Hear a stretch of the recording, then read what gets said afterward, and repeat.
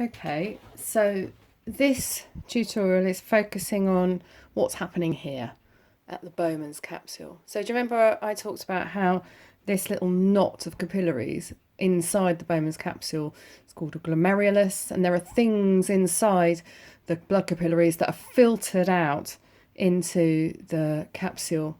So this is all about how the filtration of quite a lot of molecules, useful and not useful, are filtered out from the blood into the Bowman's capsule. So what I've done is I've just enlarged this little bit of the picture here. Okay, so here's the blood capillary, part of the glomerulus. I've only drawn one capillary, but there's a whole knot of them.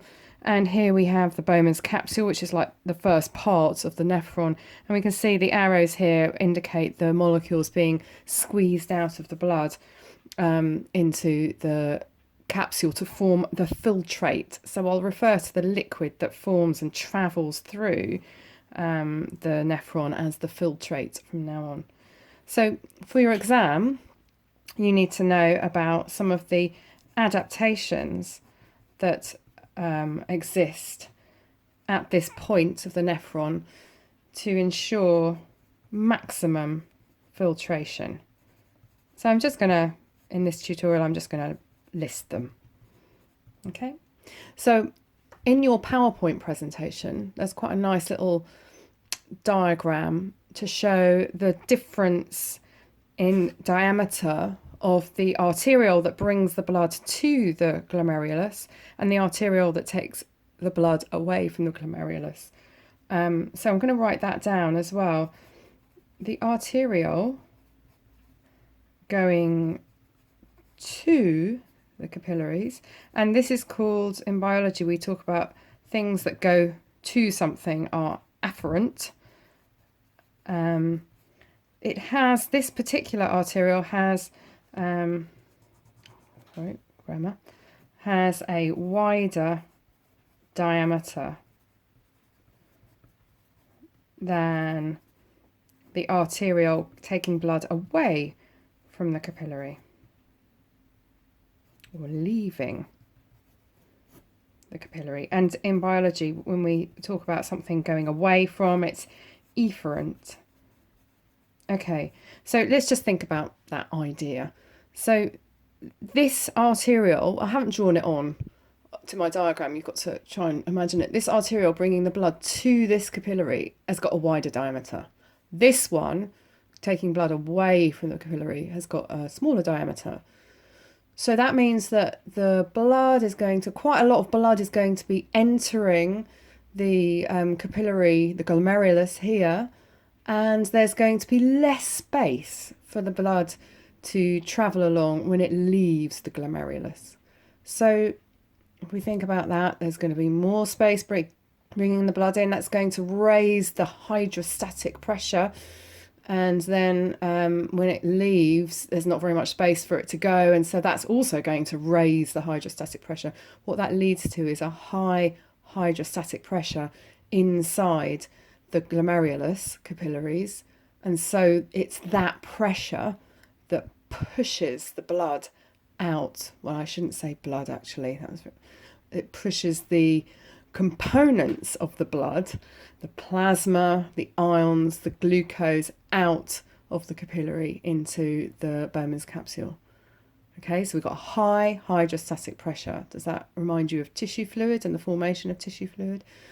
Similar concepts. Okay, the other thing is there's a basement membrane, and the basement membrane is in between the capillary here and the Bowman's capsule, and it acts as a filter. Let's write that down. Between the capillaries, capillary wall,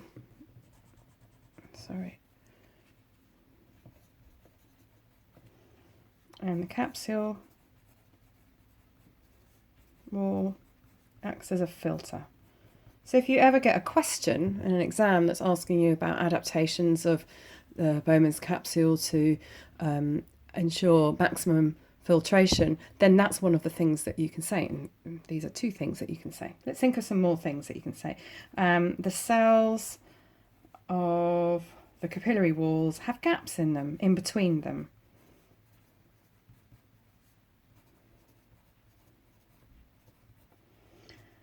And let me just draw a little picture of that. So we know that the walls of the capillaries are made up of these squamous epithelial cells, and little gaps here are rather wonderfully known as fenestrations. I don't think you need to particularly remember that word to be able to answer an exam question well, but it's such a great word. It's from the French for window. Lovely. Okay. Let's think. So it's got to, let's go back up here. So we've got this basement membrane, we've got the walls of the capillaries. Let's say something about the wall of the capsule as well. So wall of the capsule has also certain adaptations. It's made up of these also rather wonderfully named cells called podocytes. Literally, I think that means foot cell. They look like little feet when you see a diagram of them, and they've got gaps between them. So all of this is, all of these things that we've just written down are all ensuring that some degree of filtration is going to happen. We've got a high hydrostatic pressure, we've got a filter from the basement membrane, we've got these little windows, the fenestrations, we've got the gaps between the podocytes. All of this is making sure that this setup here is a wonderful filtering mechanism. Okay, so another couple of things. Small molecules leave the blood to form the filtrate. And maybe we should list them. Oops. Okay, so glucose would be small enough. Amino acids would be small enough. Ions would be small enough. Water would be small enough. All of those would be small enough to be able to squeeze through this filtering mechanism. And final point, large molecules. Now, guess what? They can't filter out. They're too big. Again, does that remind you of the tissue fluid topic? They're too big to leave the blood. And so they stay in the blood, yeah?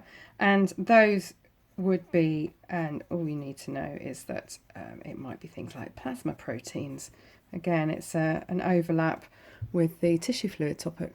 Okay, so when you go to answer your question about filtration, you can use this to help you answer it.